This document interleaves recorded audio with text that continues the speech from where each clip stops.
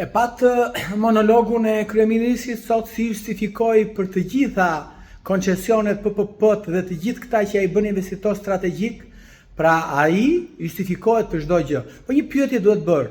Duhet japi një shpjegim se si ai mori 130 hektar, 132 lym tokë në Vuno.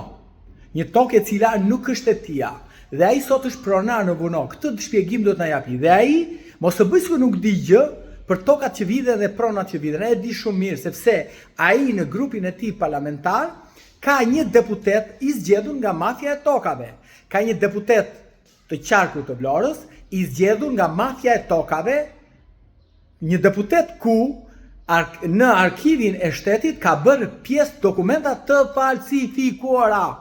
Këto të faktuara me prokurori dhe me gjykat. Pra, kryeministri mos të bëj ne si patriot i madh, është padyshim ai do marr damkën e tradhtarit sepse është i vetmi pas dikujt tjetër që jep copa Shqipërie për të mbajtur pushtetin. Dakor.